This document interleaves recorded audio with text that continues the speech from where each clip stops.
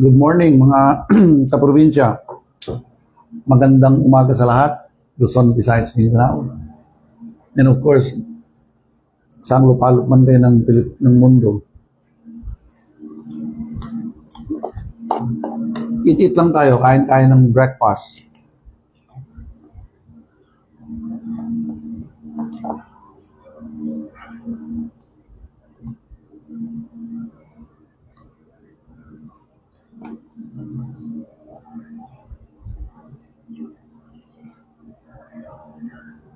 Good morning mga kamukha ko dyan, sa tabi-tabi.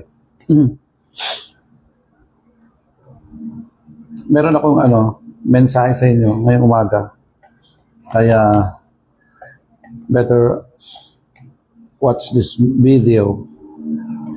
Actually, it's morning here in the Philippines now.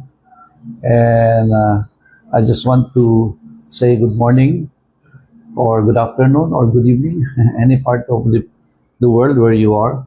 English na yun Wait lang. Shout out siyempre sa ating mga YouTubers, sa ating mga pangalan nito, followers. Narinig? Hindi. Malinaw po ba? Malinaw? So, good. Kasi comment ng mga iba kasi medyo malabo daw yung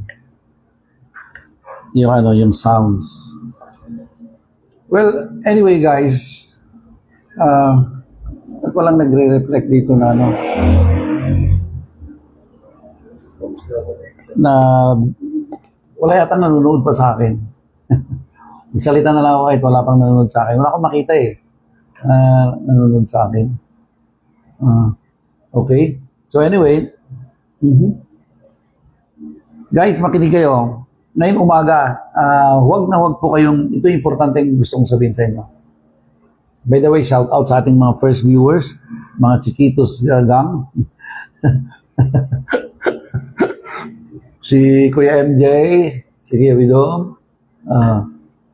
ang tawag dito, good morning, siyempre kay Kuya JM, saka yung mga dalawang poklay, ewan ko kung nanonood sila, si Ate Maymay, saka si Ate Nicole, si Tatay, ewan ko kung nanonood na, hindi pa.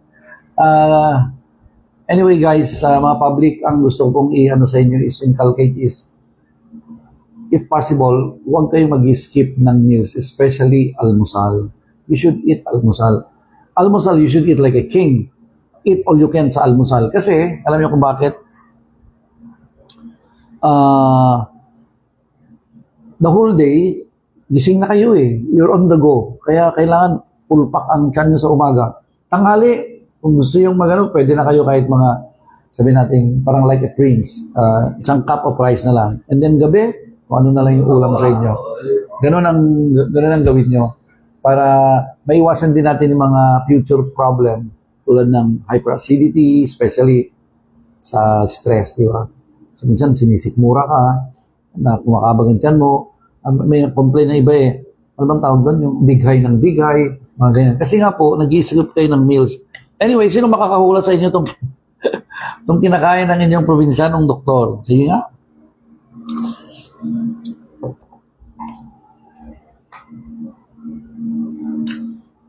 Siyempre, hindi nyo nakikita kung ano to. Ayun. Good morning.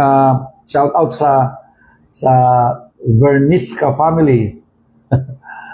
Kumusta na yung inyong kakambal, si Mayet, o kaya si Matilda, or si Julia, Ate Jamaica. Kain po tayo, kain. Shout out sa lahat ng mga vloggers and viewers, Luzon, Visayas, Mindanao. Ito pa rin ang inyong probinsyanong doktor, laging nakaantabay sa inyo. Kaya ang point ko ngayon is, kung maaari, huwag niyong abusuhin ang inyong mga sikmura. Ibig sabihin, kung may LQ kayo, hindi nagre-reply, alam niyo na, mahal sa buhay, mga jowa, kaya mo na sila, basta kumain ka. Kumain ka. Siyempre, maganda kasi yung tawag dito, safe na yung bituka natin bago tayo magtrabaho, whatever, etc. So, shout out Almarines family, of course. Si Kuya JM, pasaway. Oh. So, sino pong makakahula itong kinakain ko? Sige. Christmas ngayon. Baka meron, something. Baka naman may magagalit dyan. Magalit naman kayo sa akin. Paskong Pasko, dapat magalit kayo. Batuhin nyo naman ako. Batuhin nyo ako, siyempre. Pero, sabi nila, ano daw maganda daw yung pusang magalit na lang kayo sa akin. Ganun. Anyway, guys, enjoy your Friday, your weekend. Thanks God, it's Friday. Sabi nga. So, is SF na po kung ano ang mga plano mo mayang gabi. Yung ating mga friends dyan. Shout out sa ating mga NGOs. Siyempre, especially itong ating Santa Rosa Medical Society. Yan. May tanong ng mga matrona clan. Kapag nilalamig, itong tanong Anyway, nababasa niyo naman mga viewers, no? Ano daw ang gamot? Ano daw ibig sabihin kapag nilalamig pero pinagpapawisan? Ibig sabihin, nakita niya yung crush niya. Siyempre, nakita. Kung nakita mo yung crush mo, sigurado nangiginig ang tuhod mo na walang dahilan. Papawisan ka dyan na hindi ka makahinga kasi nakita mo yung crush mo. Di ba? Anyway, kidding aside, there's a lot of factors then, especially it depends on the age. Ganyan. Usually kasi pag kabataan or medyo elderly na tinatawag, yung mga malapit na sa mga senior citizen, siyempre, depende rin yan. Kaya, yung mga ganyang issue siyempre, first, you have to go and visit a physician to rule out any medical issues, mga ganyan.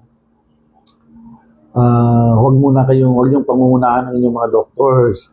Siyempre, go for a good medical consultation and then some advice and everything. In that way, may iwasan natin ang mga possible complications.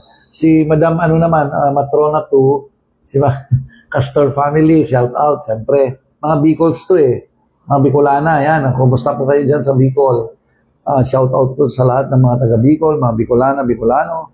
Sarap ang, mga laing-laing nila yan. Ano ba yun? Bicol Express, yes. Masakit ang puso. Puso o puso? Ay, nako. Diyos ko, tapalan lang ba yun 1,000? Lagyan ng 1,000.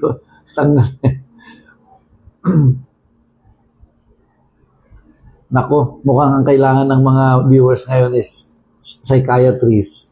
Sige. Pero pasensya na kayo hindi naman ako kahit hindi ako veterinarian, itry kong mag-direct message na lang po kayo, mag-direct message. Anyway, ito naman po yung live natin ngayong umaga mga kaprobinsya is just pambungad ba lang, kumbaga pambati lang ngayong umaga ng Biyernes. First Friday of Christmas, December 2025. So be it, guys. Enjoy your day. And sana po wag kayong magsasawa na tangkilikin ng ating vlog, ating accounts. So thank you sa lahat, lalo na sa ating mga followers and subscribers. Huwag kalimutan po, YouTube AlexMD23 lang. Single word. Minsan pag nagta-type kayo, may lumalabas agad na ganun, pero may space. So hindi po yun. Kailangan walang space. AlexMD23. Yan po yun sa YouTube. And ating page, of course, Alexander O. Tan MD. Yan. So anyway, guys, thank you for everything. So, huwag niyo pong kalimutan sabihan ng mga tropa niyo na siyempre follow, subscribe. But anyway, as the saying goes, stay happy, keep on smiling, guys. Ingat-ingat po. Salamat.